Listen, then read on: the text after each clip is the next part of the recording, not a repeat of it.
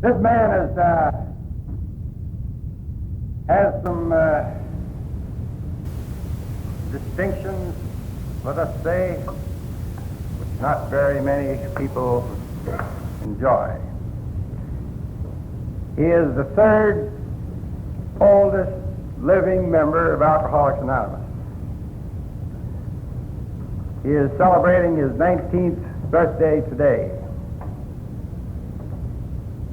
He was one of the people who helped write the 12 steps and the book Alcoholics Anonymous. He is credited throughout the AA world with insisting that those four little words, as we understand them, be added after the word God. And Jim can look back on all this and say, I started all this. I was a part of it from the beginning. So I think we'll all know Jim a little better after he gives us his message. Jim?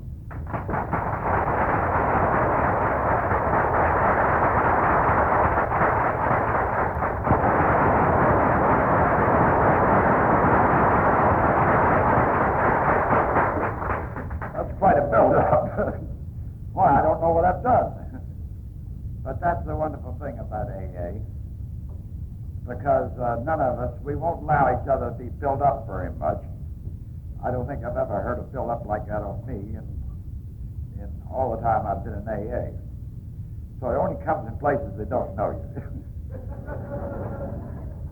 I don't want to hear a thing from my damn alumnus over here from Osborne either.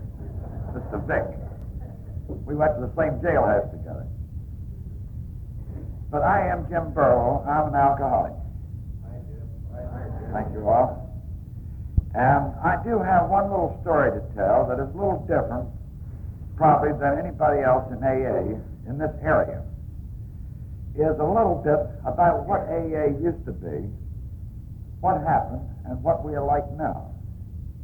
And I like to do it in areas because I feel it's a one-shot job. And once you do it, I don't have to come back in and do it again. The next time, my talk will be my personal history, which takes about 25 minutes.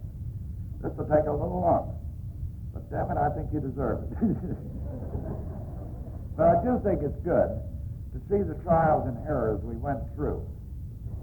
I was saying tonight at lunch, at dinner, that the most important thing that happened in AA, of course, was the writing of the book. Do you know it took 4 years to get the book started? And at the time the book was finished, there was only 8 people dry over 6 months. I'll try to point that out. That was in April 1939. 1 year after that, with a unity of thinking, a unity of action, a unity program, I think this whole talk should be along the lines of unity, not the church. 1 year after that book came out, instead of 2 groups, we had 110 groups. Instead of possibly, we said 100 people. 100 people were involved in the book, coming and going. Most of them were going. But the actual meetings in Akron and New York, the 2 meetings that were being held at that time, they didn't average over 10 or 12. But from the, well, say we had 40 people fairly actively coming to meetings in 2 cities. 1 year later, with the book out, damn few sold too, as you will hear later, but with a unity of thinking, taking out the personalities and bringing out principles. We had 110 groups, as I said, and instead of about 40, we had about 1,500 AAs. Now that's the first point of unity. Now tonight, I come up here. I was here about 4 years ago. I was asked, I knew, by one of the factions up here to come up and give a talk. I think it might have been on an anniversary up here. It might have been on this anniversary. There was 100 there that night. It's a pretty sour crowd. And it was a very unhappy meeting for me. I mean, I didn't get anything. There wasn't any kickback to me, personally. But some of the people were here that night, I guess. I don't mean it personally. But there was a feeling. When I got in town, there was criticism. There was no feeling of coming together. But tonight, it's a completely different. It's sort of a feeling at home that we're all here together for the same thing. To get back to this unity, I'd like to say a few words on it before I go into this talk, because, for instance, I dare say that 90% or 95% of the people in this room tonight got the original AA some other spot. And you can say that in every group, wherever you might go. So that is why it's so important that us groups stay together, that we stand together behind New York, that we stand together internationally, because we're the greatest floating members in the world. We're here today and gone tomorrow. And drunks are always that way. So we have to have a unified effort together. So no matter where we go, we'll feel at home. So we go to Oshkosh. Well, they don't do it like they do in Sacramento. The hell with them here. Don't let's have the man have that chance. Let's make it like AA all over and stick to the simple principles of the book. Now, those are my personal opinions, and that's why it's so grand to see this central office. I think it's going to be the real stepping stone of bringing together, because I do know throughout California, you've had a reputation of being up here of factions. Of course, we have factions every place, but they're not as clearly lined as they seem to have been thought of up here. I know I'm talking as an outsider, it's none of my damn business, but I can feel a difference of talking with people. I've met both people. I don't know who's on what side. I know there's factions have been. I don't know who's on them. It don't make a hell of a lot of difference. But I think you're over that now. And I think you'll be surprised to see the older people come back. You'll see the better attendance of youth. You'll see the more interest being taken. It's been that way all throughout AA. So much for unity. First, I'd like to qualify myself as a little bit of a historian on this thing. I came in January 38 in Washington, D.C. I was pushed in by circumstances. I didn't ask for AA. That's another story. But anyway, I ended up by going to New York. And I met two people there,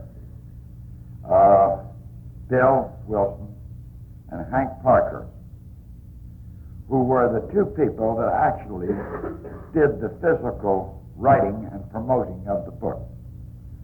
I was with them closely for the next 2 years.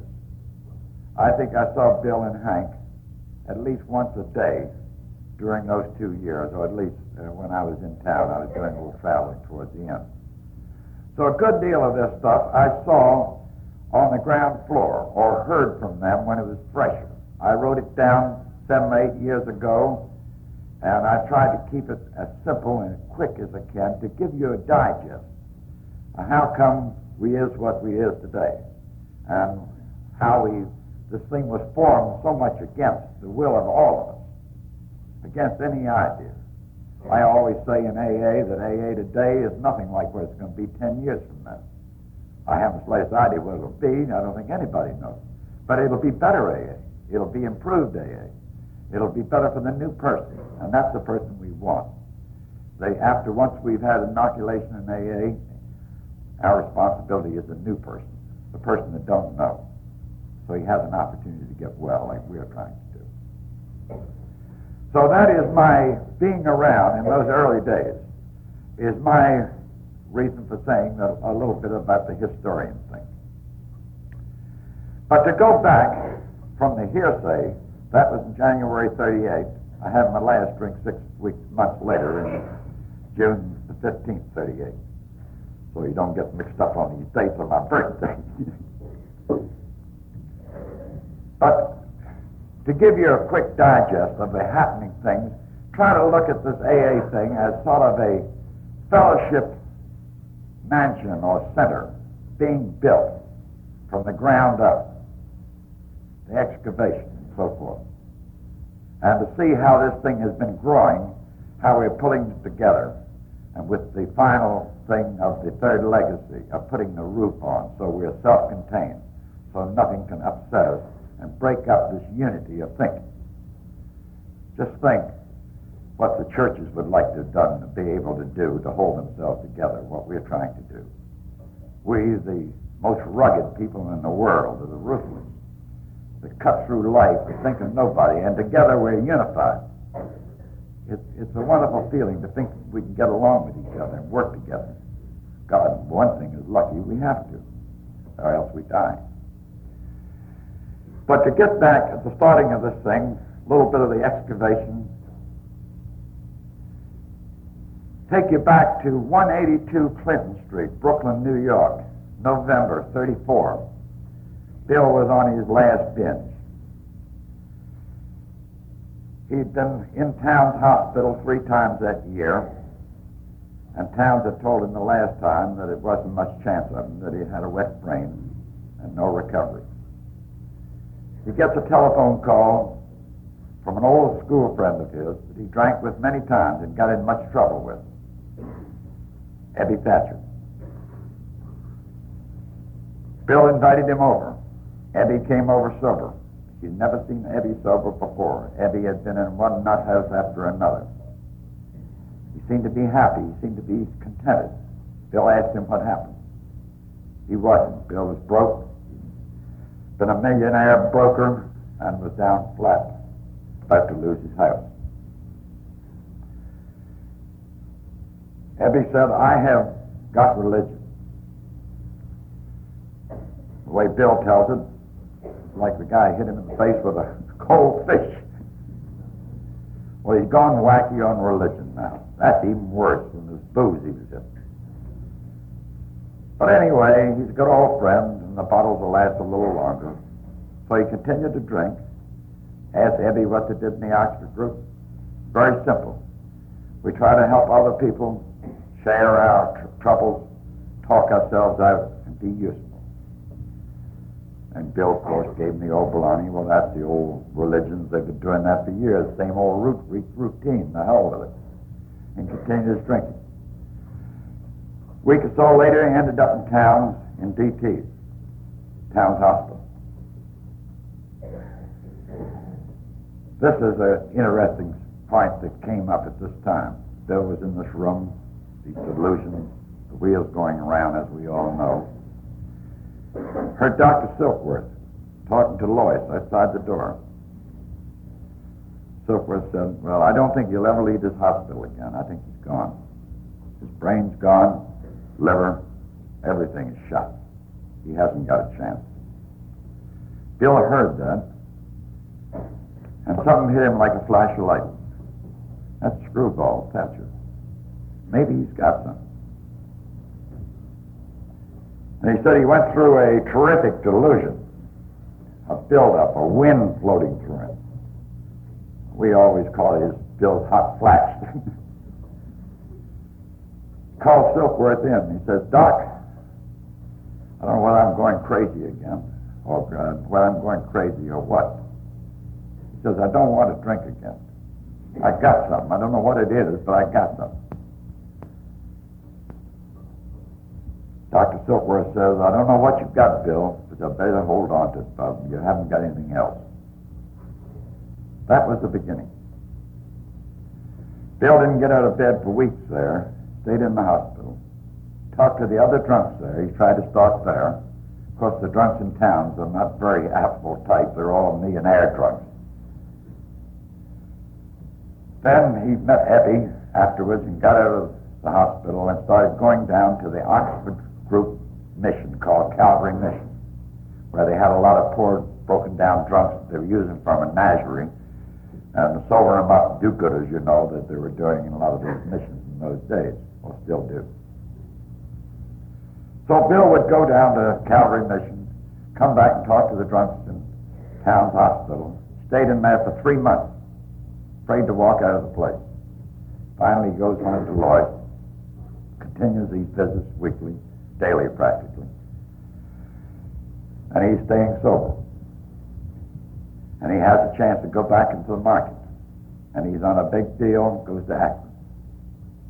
The deal falls through in Akron, and he'd always thought back in New York as a last resort. If I can talk to another drunk, I'll feel better.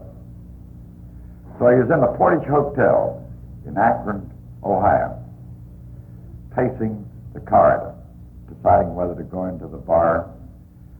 Saw the church directory there. Decided he would call the preachers on this directory and try to find out if anybody belonged to the Oxford group there. That's the only thing he knew, is the drunks that were in the Oxford group in New York. So he finally got a hold of a gal named Henrietta Seiberling, the Rever Seiberling people. And Henrietta said, hold it, Mr. Wilson. He says, I think I have just the man for you to talk to. I will come down and pick you up. Came down, picked Bill up, took him out to where Ann Smith, Dr. Smith's wife. This was on Mother's Day, 1935. Bill was on this binge that time. Bob Smith, Dr. Smith, who was a co-founder of AA, was on this binge and didn't get in till quite late. Bill waited for him.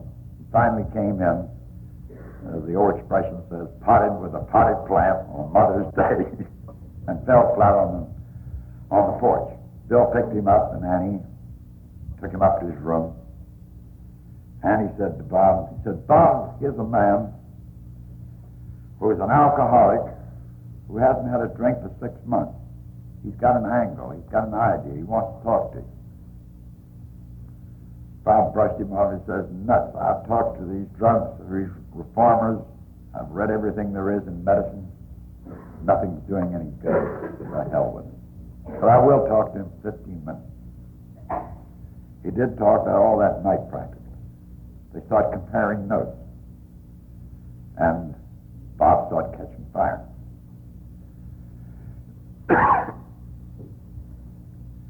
So he stayed there at Bob's house for 2 or 3 days.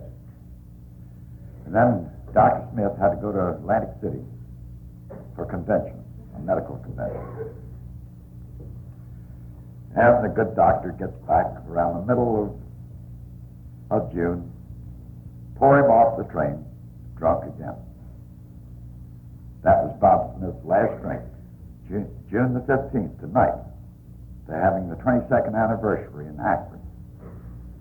That's when he got off the train, and Bill took him in and nursed him back. And Bill stayed in Akron for 6 months. And they started visiting hospitals in Akron, talking to drunks, taking them to the Oxford group meetings. And 2 months later, number 3 man came into AA. We had no creed. We had the 4 absolutes. It was a very mixed-up deal. Nobody knew who was doing what. All we knew was that as long as we were holding on to each other, we were staying sober. If one of us got away, we were goners. So the number 3 man was Bill Dodson. That was a couple of months later. Bill Dodson died about 2 years ago. Never had another drink from that night. He had been in straps when Bill and Bob saw him in the hospital, a well-known lawyer in that town. For 6 months, nothing else happened. They talked to a lot of people. A lot of people got some angles that came back years later or months later, but nothing happened. So Bill had to get back to work. He goes to New York. Goes back to New York. Starts visiting Towns Hospital, the mission, the Oxford mission, backwards and forwards. Finally picked up the number 2 boy, Hank Parker, in New York. Well, Hank is a different breed. As you all know in AA, we're all promoters. But this guy promotes the promoters. He was a fireball. I've seen a lot of men in my life, but I've never seen a pressure man like Mr. Parker. Mr. Parker was sales manager for Standard Oil in New Jersey. One of these high-pressure boys who had been in the Mexican oil situation when they were strong-arming down there. So he really knew his way around. He was a roughneck. quite an interesting story how Hank happened to get in town's hospital, but it's another story. Anyway, so that was the end of 35. They had exactly 4 people. 4 people. 2 in Akron, 2 in New York. Bill would run over every few weeks to Akron. Bob would run over every few weeks to New York, try to recharge their batteries. And of course, everybody that came in those early days were the babies of either one of the 2, Bill or Bob. So then comes 36. And in the whole of 36, nobody really stayed sober and followed through at all. No recoveries at all. We'd have them come up for 2 or 3 months. But we weren't getting anywhere. We were mixing up these rugged individualists with these damn placid Oxford groupers, and they didn't seem to mix too well together. And in this time, Bill was taking people into his home. In a year and a half, Bill took 75 drunks into his home to sober up, to taper off. And in the whole time, not a one of them stayed sober. He got personally involved with them. He was going to personally fix these people up. Well, of course, we've learned now that the last person in the world you can help is the person you get personally involved with. You have to be impersonal in AA, it seems. It's a tough point. The ones you want to get well the most are the ones you can do the least for. They have to do it for themselves. The guy you tell can't make it is the guy that makes it. So he took 75 people into his home, wet nursing, drying them out, taking them to hospitals, giving them a little front money, anything he could do. 2 of them committed suicide in his home. 1 stole all their clothes at one time, and nobody was done any good. And Bob Smith almost did his bad in Akron. So then, in 36, there we were going. In 37, finally, 1 person more came into the New York group that seemed to hold water. That was Fitzmayer, the Southern gentleman in the book, who did an awful lot to encourage Bill. And all the time, Hank was pushing Bill, let's get out of this damn Oxford group. Let's get into our own. Let's be our own. And Bill felt very loyal because of what Oxford group had done for him in New York to break away. So finally, in 1937, in New York City only, they finally sent a written note to the Oxford group that they were resigning from the Oxford group. That was never done in Akron or Cleveland. That's why they were a little slower to grab AA on a broad basic basis, I think, as we seem to have it most everywhere else in the country. They got a little mixed up with the Oxford group. Bob didn't want to break away too fast. So that's the way it was in the end of 37. We have broken away. We had about 10 people that were going to meetings, and only 3 of them dry over 6 months. And that was after nearly 2 years. It's pretty frustrating. In those days, we knew we had something. At least, of course, I came in 37. I better not say we knew because I haven't gotten to me yet. Well, I came in 38. The picture I saw at that time was a sort of a floating crap game. You got a new guy in, he was your baby, until you got drunk, and then somebody else got him. And you had no chance in the world of getting out from under you. And if he asked for guidance from somebody else, well, that was cricket. He had to come to you with all his problems, and you had to tell him all the things to do, even if it was to give you a couple of bucks if you needed. You see, you've got to remember that us original people, we're quite a select crowd. We didn't figure anybody was an alcoholic that had not been in a state hospital. Anybody that had, that was unless you'd been in Bellevue or Gallinger or some of those places up on the East Coast, you couldn't possibly be an alcoholic. Sanitarians, that wasn't alcoholism, that was just bad drinking. But an alcoholic was the guy on the skid row, the bottom. That's because we were, and that's what we had to have. Incidentally, of all those original people that were coming in at this time, the age of all of them was less than 40, with the exception of Bob Smith. But none of them were under 35, or under 36. It was between those 4 or 5 years there. Nearly all of us had nice families, and were black sheep of that family, thrown out. We were unemployable. We had washed out everything. A lot of us had never really done an honest day's work in our lives. Of course, me, I was different. I had work. So we weren't getting any place when I came in January 38, which was nearly 4 years, 3.5 years.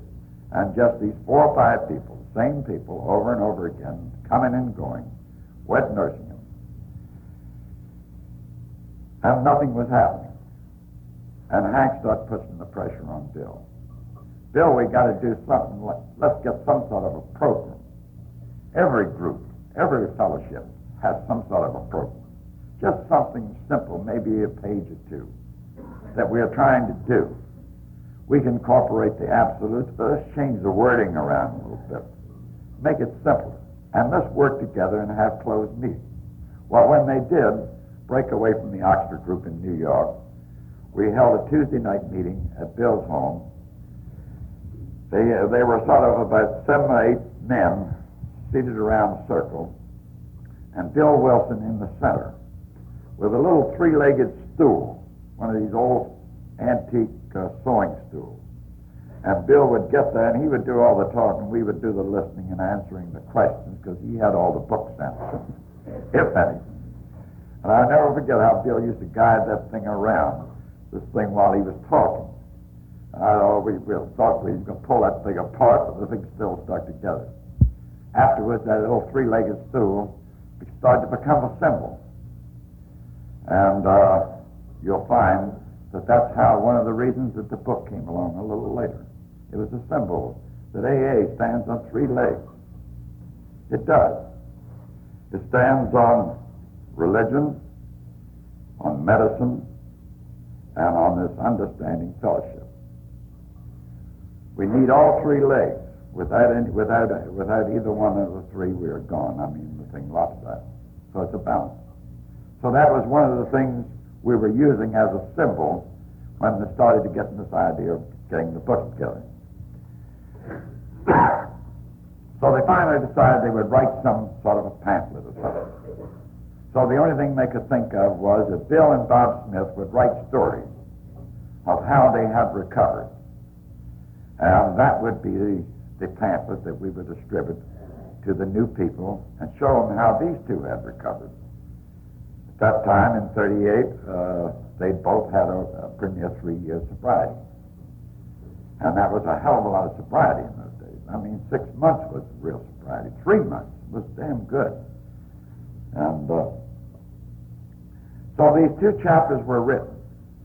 And those are the same chapters that are in the AA book today with practically no change. And Hank, the promoter,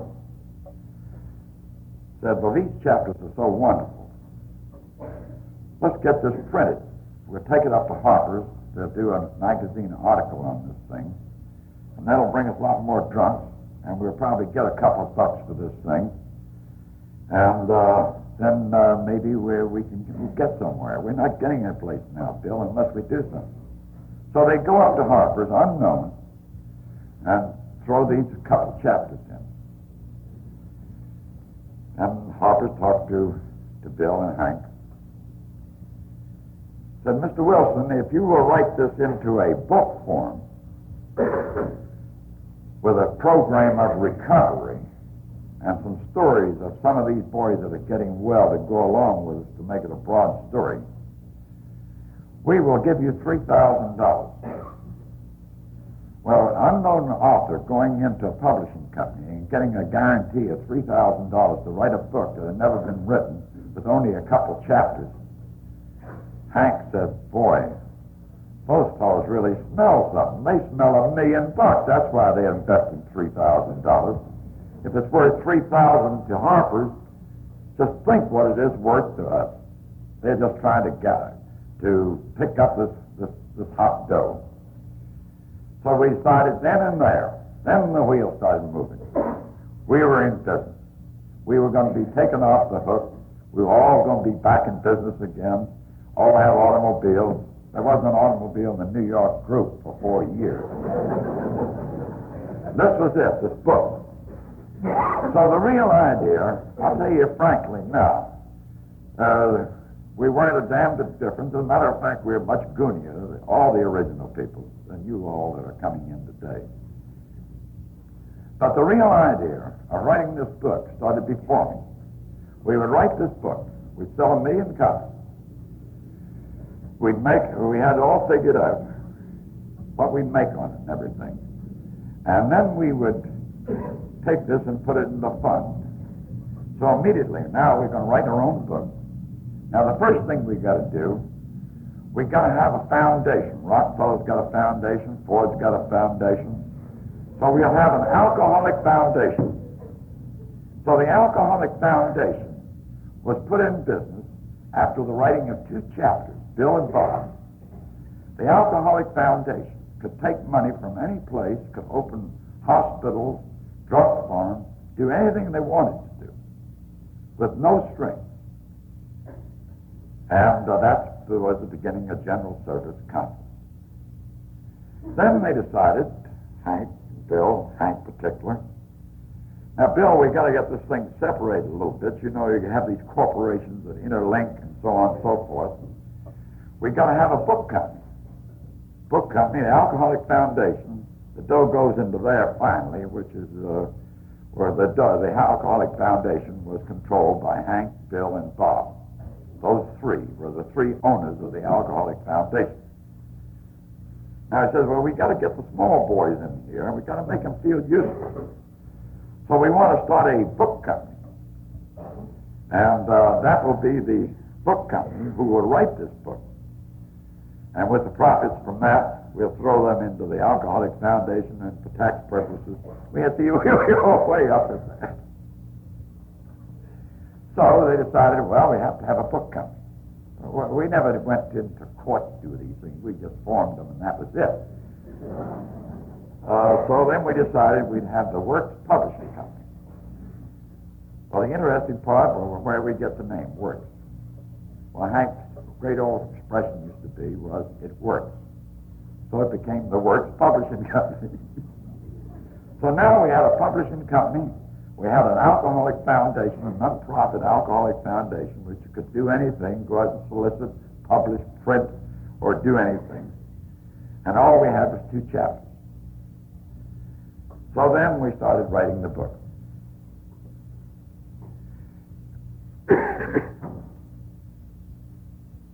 The way the book was written was Bill would write a chapter a week. It was made up in 3 copies, double-spaced, for change. 1 copy would go to Akron, 1 copy would go to the New York meeting, and 1 copy would stay in the office. See, Bill and Bob had automobile polish, which I was general sales manager of, and workers, and mixer of polish and whatnot. And they were in that corporation, so that's where Ruth Hawk was. They would write these chapters. Bill would write them walking up and down, double-spaced. They would be taken to the Tuesday meeting in New York. Bill would read them to us. We'd all take shots at it. Well, this thing ought to be changed. That thing ought to be changed. So every word in that wordage of the book there was combed, double-combed, by alcoholic lawyers. Every loophole. We were taking out anything, so you can find nothing in the book that says anybody has to do anything. It's the most remarkable. That's why we all agreed with it. It didn't say anybody had to do anything. But Bill was wise enough to put it in the background, but it seems like more people do better if they do it this way than if they do it that way. So they could take it either way, but this way looks a little better than the other way. So that's the way these chapters were done. We'd call them over. Bill would take them back, bring them back the following week. The following week. The copy would come in from Akron. The changes would be made there. and each copy would be brought down that way.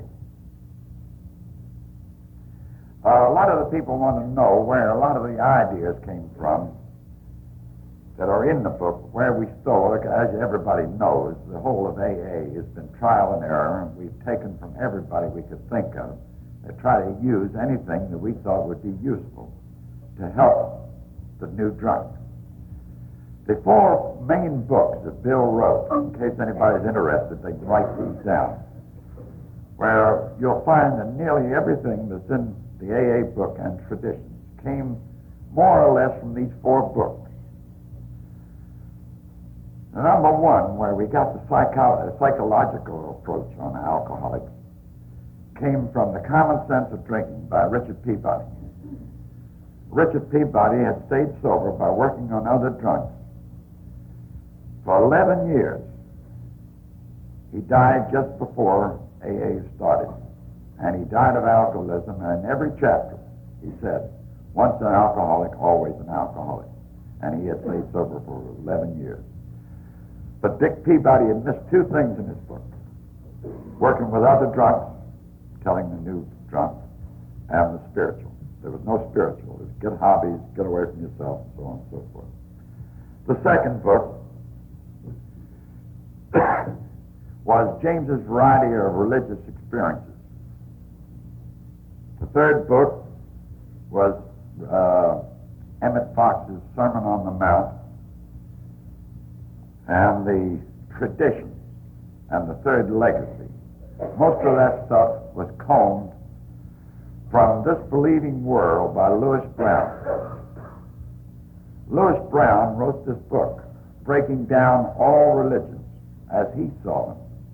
He's considered quite an authority at doing it. You all that are in the book deal, I don't know anything about it. He was a Jew. And he showed the rise and fall of all spiritual groups, major spiritual groups, throughout history. And the fall of those that have failed, the fault of those that have failed, he showed and traced back to three things. And those are the three things you'll see in traditions and third legacy, if you look very clearly in them. What I always call the three P's. The three things that seem to break up spiritual groups is personalities, property, and politics. And those are the things that we're trying to keep out. Personalities, principles always above personalities. Now, it wasn't always that way. The original AA was all personalities. It had to be. We were emotionally saving people. Today, it's more of a practical thing. We know we can't take, that none of us can go to see a drunk individually for the first time. It's best to have two of us, two angles on a person. It's best to bring them immediately and introduce them to as many AAs as you can, so they can see so many different sides. So they won't say, well, I'm not like that guy or this guy, so therefore I'm not one of these things. But he can't say that when you bring him into a room like this or into a larger meeting. So that's why this personality, this principle, is why it's stressed so much in the tradition and in anonymity. So we finally got the book pretty well together. The original idea of how we financed the book, it was a stock-selling proposition. You buy a share of stocks for $25. You'd get a book if and when it was printed. You could buy it on time payment plan. The brochure with this stock certificate was that Colgate, if you'd have bought it at $1 in 1902, had been worth $10,000 a share now. They brought up General Electric and a few others, all these things. And this was your idea to get in here. A book cost about 35 cents to make. We were going to sell it for $3 and a half. Look at the big profit. And the book company was made up three ways. 1/3 owned by Bill, 1/3 owned by Hank Parker, 1/3 owned by 29 of us that contributed $2,800. Neither Bill or Hank contributed a damn cent. All they did was to push. But out of 29 of us, we got $2,800. 1,700 came from one guy selling an automobile. So then the original idea was to call this book 100 Men. And that was the thing we were working on through 38 while the book was being put up. That would be the name of the book. Then all of a sudden, one of these damn women got into the picture. Florence Rankin got sober, and the time the book was getting near to completion, she'd been sober damn near a year. She says, hey, 100 men, what do you mean 100 men? 100 men and one woman, if you will. Well, that's a hell of a long thing to put on a marquee. So we decided, well, maybe we better change that over. So then there was heckling. What are we going to name this thing? As you will notice, the AA book, there's no mention in the original Red Book, Floyd will remember, the word Alcoholics Anonymous in the whole book. There's no mention of groups in that whole original book. All those things were coming after, the name came after the book was finished. So that's why there wasn't any name in the book. We talked about the alcoholics in the books, but we didn't say anything about Alcoholics Anonymous in the book, maybe in the foreword and on the cover, which were after, adds those. So then an interesting thing happened, like everything does in AA. These things come from the damnedest particular spots. We were figuring on using exit for the name of the book, or the way, this way out, or the way out. Well, the way out was winning by a long run when we sent somebody down to the Congress to Washington to check up, see how many titles were on hand. There's 12 of them. We thought maybe there not be 13 this way out. It wouldn't be good. So we threw that down. And we just pulled a guy out of State Hospital up there named Joe Worden, who had been the founder of the New Yorker magazine. Joe Worden had a wet brain. The hospital didn't think he'd stay out very long. So he got into one of these meetings at a very lucid moment. He says, hey, let's call this Anonymous Alcoholics. And nobody said anything for a moment. Alcoholics Anonymous. And before you know it, that's where the word came from. And before you say Jock Robinson, Joe Worden went back to the nut house, and he's been in there ever since. So you never know where these things come from. He came out just long enough to give us the word. And you'll find a little later when I'll show you the Hank. Bill would have never done a damn thing. As a matter of fact, this history he's got coming out now, that originally was going to be his 10 years in AA. Now he's got about 22 years in AA. He's going to come out with this AA is now of age. So you can see how long it takes him to do anything. But Hank is the guy that pushed this and made this thing because he was money in the bank. We got to get this dough, get it out. So the idea was this time we had the label on the book, and we were going to sell these 1 million books the first year, $1 million. And then what we were going to do, the original idea was that a person would read this book, go up to the back room, get down on the knees, pray, and they wouldn't drink anymore. Just that simple. And if they had any troubles or felt a little itchy, they'd go and read the book again, and that would pray, and everything would happen swell. Because that happened to Bill and Bob, so it had to happen with everybody. That was proof. We had 2 of them proven that. And then the poor unfortunate, these psychopaths like you folks around here, couldn't get well on the book alone. Well, then we would open a string of drunk farms across the country. And we even had the plans, the blueprints of those drunk farms. We'd have this institutional building over here with a fence around it. And on the outside, we'd have our own little cottage. And at the end of the day, we'd go to our little cottage, and during the day, we'd go and give therapy to these poor drunks that couldn't get well on the book alone, provided they paid a certain sum for the therapy there. Well, that was the original idea of the book. We were going to make dough out of it, period. We did want to save drunks, but here we were unemployable. And you all know the first thing in the world you want to do is get dough in your pocket. Yeah, sober up, but how do I get well financially? And we say, oh, that's come. But we didn't think so at that time. So then the book was finally finished in '38.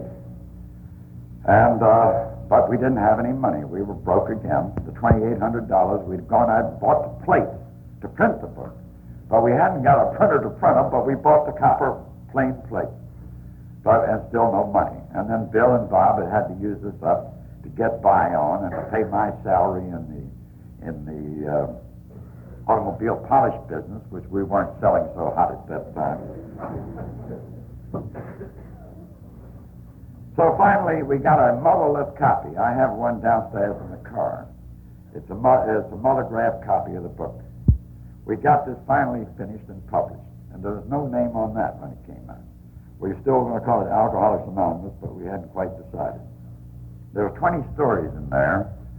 There's only about 4 of those people living today of the original stories, and 6 out of those 20 committed suicide. That's terrific what happened. Florence Rankin, the first gal, committed suicide. So we could have used 100 men there by the time the book came out.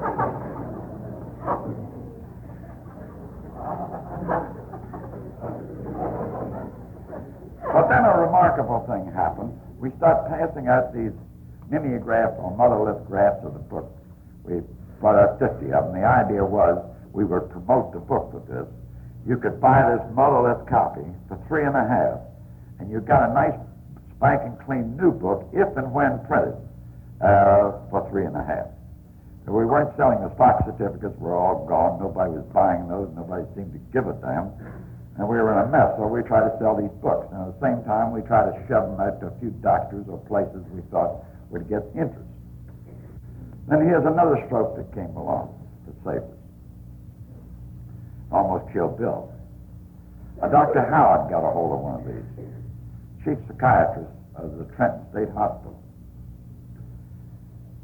And he came rushing up to Bill, said, Mr. Wilson, you've written a very fine book, you boys. I think you got something here.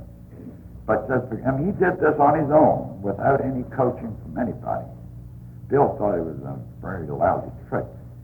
Here, his baby, this beautiful thing put together and everything, and this man coming up, this screwball, this psychiatrist, not even a drunk, telling him it was all wrong. Dr. Howard said, I know what you've been doing up here. I've heard a good deal about it. He says, all you've got there is the Oxford group. Because what we'd done in that model is what they'd done. I talk about what I was doing. Well, I was one of those boys that was on the outskirts at that time, the most least likely to succeed. And there was a few prayer meetings hoping there that I wouldn't succeed. The bets were down on me. But I was around there a good deal, and I did shoot my mouth off a little bit, and sometimes it did a little bit of good. But Dr. Howard came up there and said, Bill, you can't print it this way. It's nothing but the Oxford group. The Oxford group's going down. You cannot tell drunks they have to do anything. You've got to suggest. You've got to say, well, we found we had to do so-and-so. Or we suggest you try it this way. Or you do it that way. But make no general demand. Bill locked himself up in his room for 5 days. He didn't come out of that room. We just couldn't get food into him. Here is his baby all being chopped up. Well, Hank,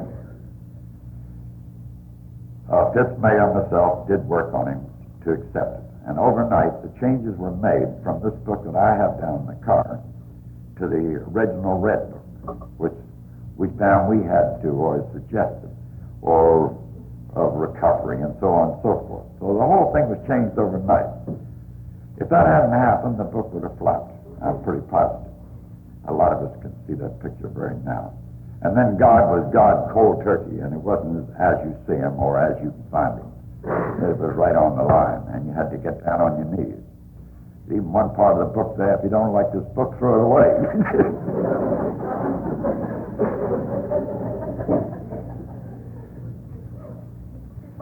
But that shows you some of the struggles and the growing pains that we went through, and that us original people were no different than the drunks today. As a matter of fact, we're probably a little wackier than those are today. But this divine power seemed to be coming in and doing something about it. Here was this excavating going on. Here was this floor going on this AA mansion as we see it now. It was all those things we had to go through.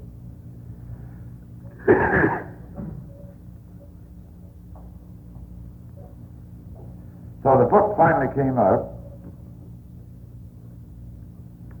in April 1939.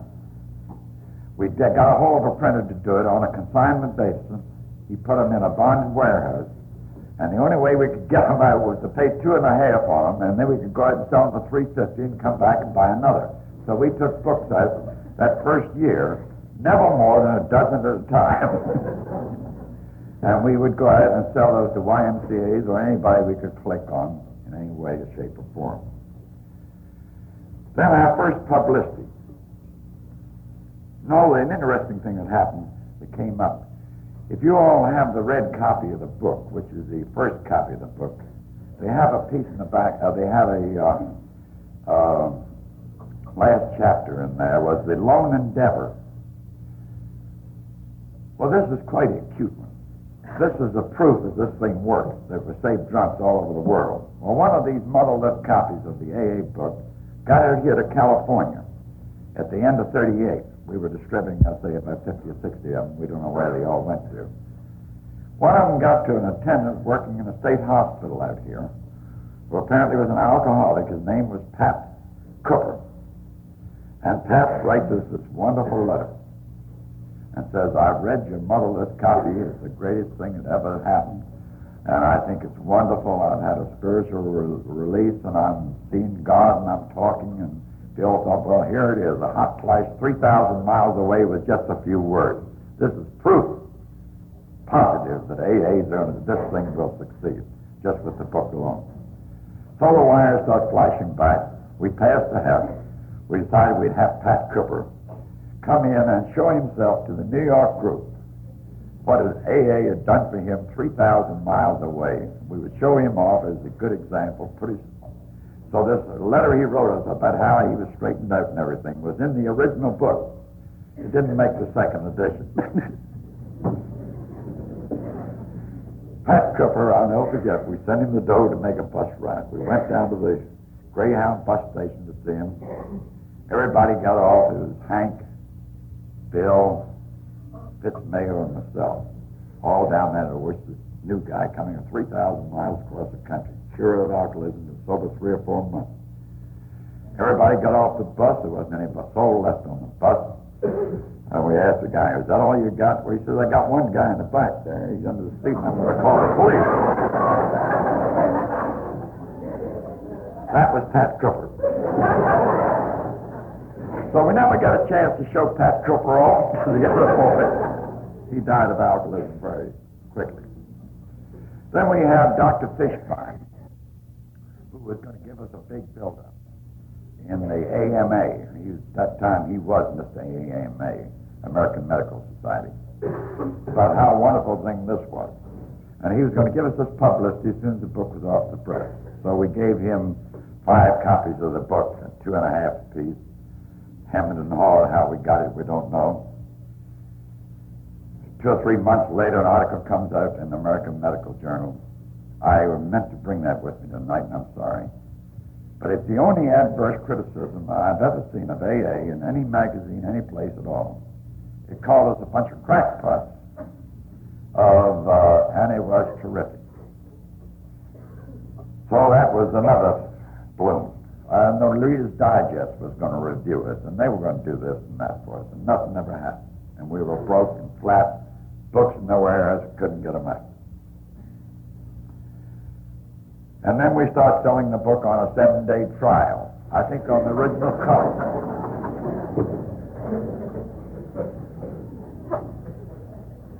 Then about this time, Marty Mann came in. You all just come back from Watsonville. Well, Marty did an awful lot for us. She came in the middle of 39. And meantime, Florence Rankin had died of alcoholism. And she was the only gal coming at that time. She was very antagonistic towards us in the first few meetings, but she gradually came in, and she did an awful lot in those early days of getting the public to help us and the medical profession around the New York and the eastern section. I'm taking too long on this build-up of this basic stuff, but some of it's quite interesting. One of the interesting things was we had one fellow that Morgan Ryan, who was going to get us on We the People program. And he'd been sober 3 months, and We the People at that time was the best program on radio. But we were worried about Morgan. We knew 3 weeks in advance, so we had to live, sleep, and everything to eat with Morgan to see that he didn't get drunk to get him there in time to talk on We the People. That was our first radio program. He spoke 5 minutes how he'd recover from alcoholism as Alcoholics Anonymous, gave address of where they could buy the book, but nobody seemed to be interested. You see, there weren't hardly any books written on alcohol before AA. There were only 2 types of drinkers. They weren't alcoholics. They were dipsomaniacs if they had a couple of bucks, and if they were broke, they were just bums. There weren't 2 different types at all. Alcoholics was not considered. Nobody even. As a matter of fact, in the book, we stressed that once a drunk, always a drunk. We didn't have any idea that was true. We were shooting fine, and the U.S. Health didn't even know it. It was never known until the AA book came out that once an alcoholic, always an alcoholic. Now, I can prove that very simply, that we went to Johns Hopkins, we went to Menninger, we went to U.S. Health, we went to Bellevue. When we first talked to them, oh yes, we've got some recoveries that are back now drinking normally. But every one of them that investigated, there wasn't a one found. So it wasn't until the Yale group discovered that through our coercion and Marty that did a tremendous amount of help. And nobody will know what Marty did in those early days.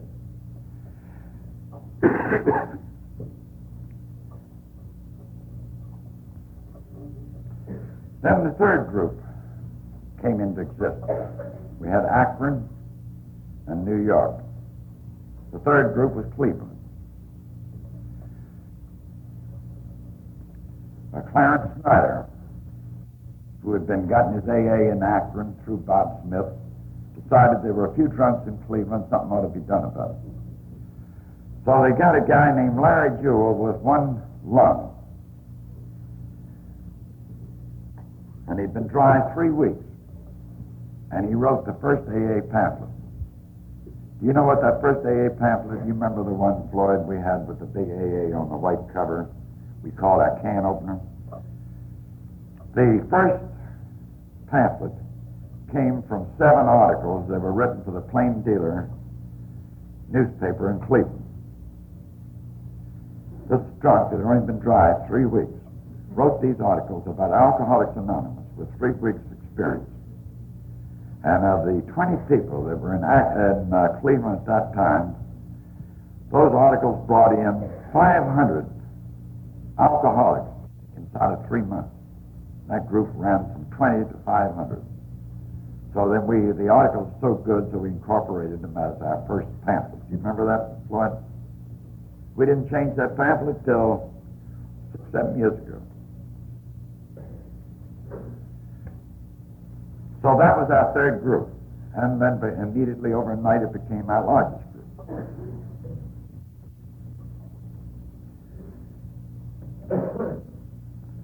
Then Bill, through a case of circumstances, had gotten friendly with Dr. Richardson. Dr. Richardson was the spiritual advisor of John D.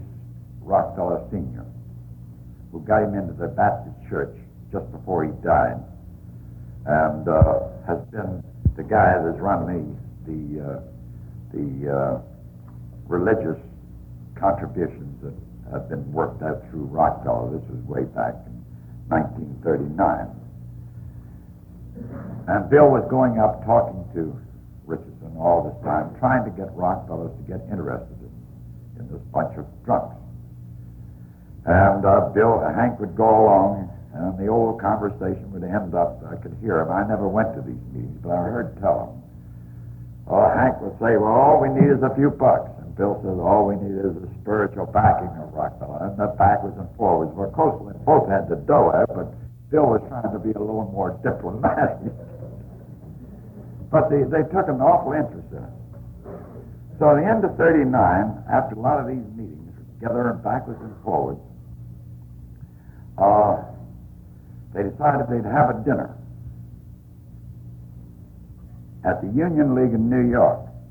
This was around February the 1st, 1940. Rockefeller invited 200 of the most powerful men in the country to come to this meeting. Amongst them was Wilkie, Young of GE, I think. Well, they had all the biggest men, Sorensen of Ford, all the biggest men in the country there, people that he worked with on big deals in previous years. 60 of them showed up. And Ivy Lee, the publicity man that set up this deal, had estimated there was $3 billion worth of money in that reading that night. There were 60 of these men there. They didn't know what they were coming for. All Rockefeller had done was to say, "This is John D. Jr. I was to meet some friends of mine." And they came to dinner, and the 60 of us met, and the 60 of them met 8 of us AAs. There was Bill, Bob, Morgan Ryan, myself. I think Marty Mann was there, I'm not quite sure. And they had each one of us at one of these tables, and a book was placed in the middle face down with the label so it couldn't be seen, without the cover on. And then Nelson Rockefeller got up because John D. was sick that night. He couldn't show up. He said, "Gentlemen, we want you to meet an interesting group that we think is well worthwhile that you know. It's called Alcoholics Anonymous, and I want you to hear the founder and the co-founder tell what they're trying to do." So Bill and Bob got up and told their story. Then Dr. Foster Kennedy, the psychiatrist, at that time he was president of the Psychiatric Society of America, and also Rockefeller's personal physician and psychiatrist, got up and said what he'd seen. As a matter of fact, he's the one that brought Marty Mann into AA. And then Dr. Fosdick, Riverside Church, got up and said what he'd seen. And it was a terrific meeting. And at the end, Nelson Rockefeller got up and said, "Now, gentlemen, this is a different situation than we've ever asked you all to meet before. All these times that you've come together here, it's always been to finance or do something. But this is one group that needs no money." And the bill said afterwards, and we saw the $3 billion start walking out. We thought we were fixed with the Rockefellers behind us. But he said, "John D.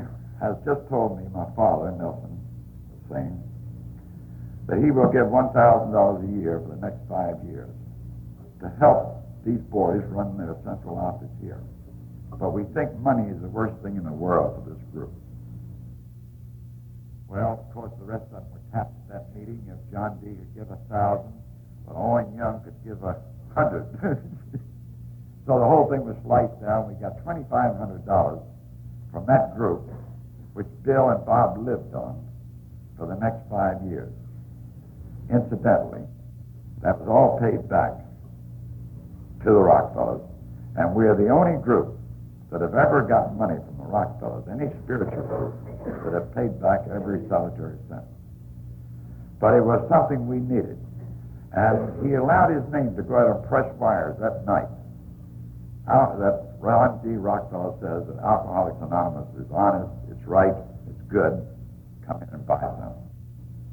And that was a hell of a lot greater than anything they could have given us that night. I often wonder what that one piece of publicity, some of you all saw that article that came out in Time magazine on it, was terrific. Because the Rockefellers have never, I don't think you've ever seen them put themselves as a group on a spot like that, but they have.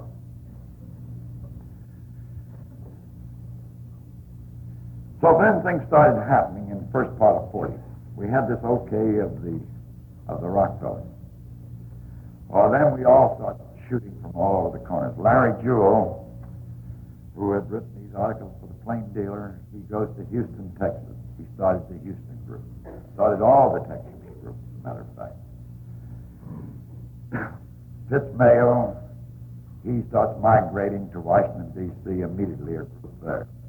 I left New York, first part of 40, I go to Philadelphia. We got the Philadelphia group started. Then quite an interesting fellow went out of the Cleveland division, a Jewish fellow named Meyerson, big, heavy-set, greasy type of Jewish boy, sold Venetian blinds in bars all through the South. He started all the Southern groups, got these Southern gentlemen together, carried the message from one town like Johnny Appleseed, and got these groups started. All this happened in about 6 months. And that's why I say these just 2 groups to 110 in just a little over a year. It was terrific. And how the drunks were traveling all over the country, which they're still doing.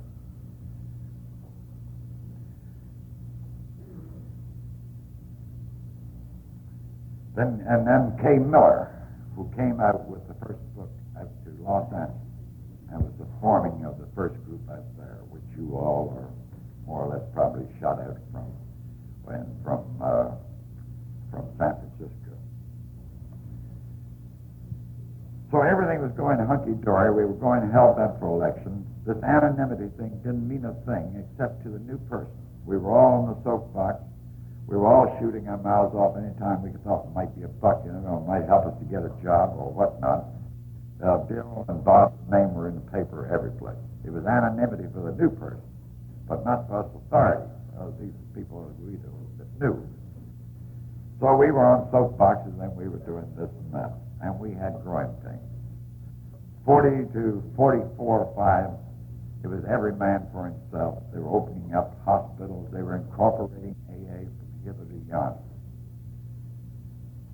We start busting at the seams. Well, you can see we finally get a foundation then. Now, here we are. We're growing up, and we're going in all directions. There's no unity. No man is boss. We say now the dictators are out. Every man for himself. Let's make this thing very, very clear and cut. And only the old-timers are the ones that are going to tell the story, and we have the right to do it. So we open up drunk farms, hospitals, hanging out shingles, going to Yale School, telling us and claiming to be authorities. And we were becoming a mess. We were busting out at the seams. Then in 45, Bill got the idea that something ought to be done to sort of hold us together. So there came the tradition. Without those traditions, we would have probably folded. We would have gone in all directions without any control. Well, the traditions, everybody said, well, traditions are the peace that will end for the East. They say they're there for the people in the West. They're not for this group. We don't need traditions out here. We're all right. That's for those other people across the way, or the other group, but not for us. Well, then we gradually, over a period of a few years, we began to see the necessity of this thing of common welfare comes first. We started cooperating. Then come the walls of putting this thing together. Then the great thing that came, the thing that pushed us over the top was that Eden Post. How the Post article came about was in Philadelphia. We were there at the time. We had 2 very fine doctors, Dr. Hammer and Dr. Saul there. They both had relatives in AA, and they were both terrific members. They did everything in the world for us there, medically and locally, to get AA well accepted. Well, they both knew Judge Bach, who was the owner of the Eden Post. And we asked him to go to Judge Bach and see if he would run an article in the Post about Alcoholics Anonymous. So Bill goes down to the Eden Post with Judge Bach. And they go up to the editorial section. Mr. Fuller, who was the head of it at that time, says, sure, we'd be tickled to death to write an article about Alcoholics Anonymous. We've been just thinking about getting ready to do it anyway. And we've just gotten the right man for this, Jack Alexander. And he's a wonderful guy. He'll do a wonderful job on telling the story of Alcoholics Anonymous. Well, Jack Alexander had then just made a terrific name for himself. He'd broken the Big Hines case in New York, and he'd broken other political cases. In other words, he was a racket buster. And what we found out later, that what the reason the Post wanted to run this article on Alcoholics Anonymous was, Well, here was the Oxford group under a new label with a new racket to work on drums and to make dough. And this is the chance to bust it wide open. And that was the reason that Jack Alexander was assigned and why we were chosen to go into the Saturday Evening Post. So you could see where we were coming from. But Bill, smart as he was, says, Jack, do me one favor. Go to see 10 or 15 of these groups. Don't tell them who you are. Just walk in on them. Tell them anything you wish to, that you're going to write a book or something. Get this information, and don't write a thing until you've been to those 10 groups. And Jack did that sort of thing, and he has been the most enthused man. And the greatest article he ever wrote in his life is the article he wrote for the Saturday Evening Post. That Saturday Evening Post article sold more posts than had ever been sold previous to that time. I don't know how it would rank for today. There were more inquiries for that article than any article before or since. There were 15,000 inquiries in less than 6 months. Imagine those storming into New York. But we were in business, and we had made the front page, and we were accepted by Rockefeller. We were accepted by the largest magazine in the country. We were all right. We were good people. Then we were made. As and I started telling you, we started getting beady on this thing, getting ambitious, and we were going to save the world, and we were going to straighten out religion and all these other things. And so the traditions came along. Then we began to see the necessity for keeping AA at a hospital, at a club. We had to keep separate. Keep at a corporation. We've had offers to have an act of Congress to be made on the AAs, just like they've done on Boy Scouts. Today, AA is not even incorporated. The book is copywritten. It wasn't even copywritten until this last book came out. Anybody could have copied the original book without anybody stopping. That's how loose the whole thing has been in AA. So when the delegates brought it up, as Floyd and some of the other, and Vic will tell you, how can you incorporate a way of living? So the AA is still unincorporated. There's quite a few towns in the country that did incorporate, but all of them have turned their papers in. So AA is unincorporated any place as far as I know of today.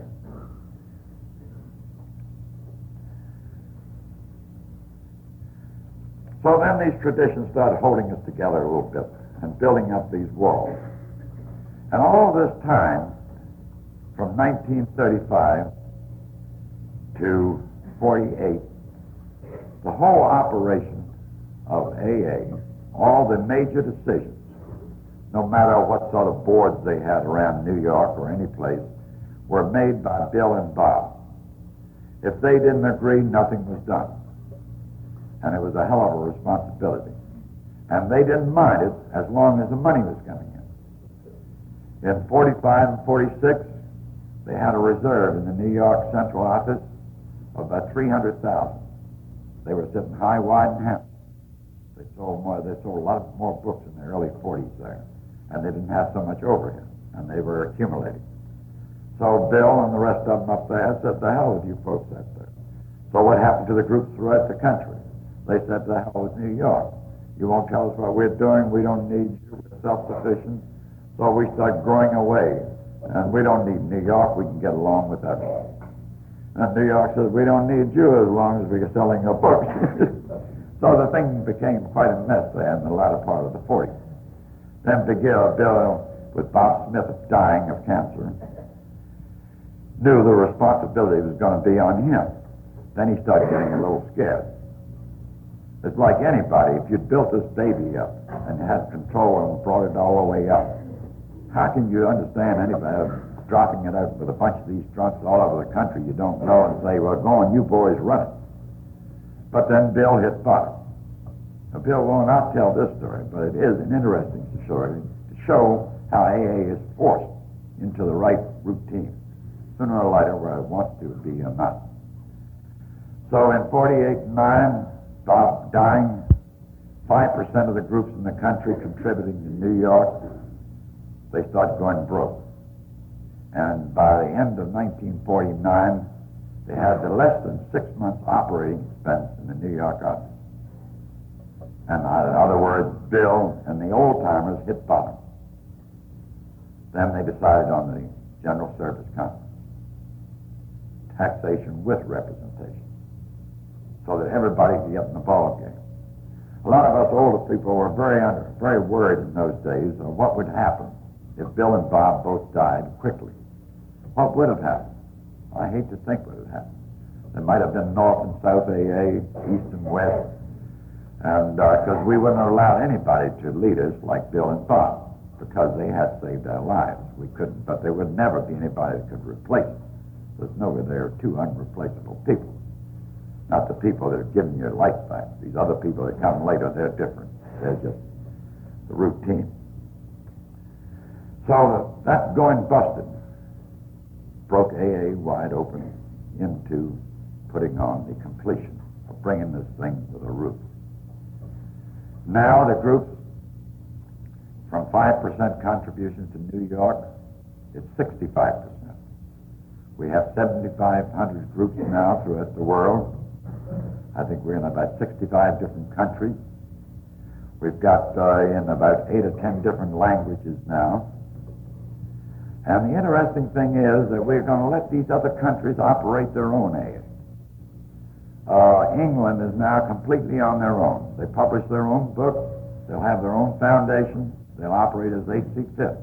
Who are we to say over in America that AA should be so-and-so over there? They will find.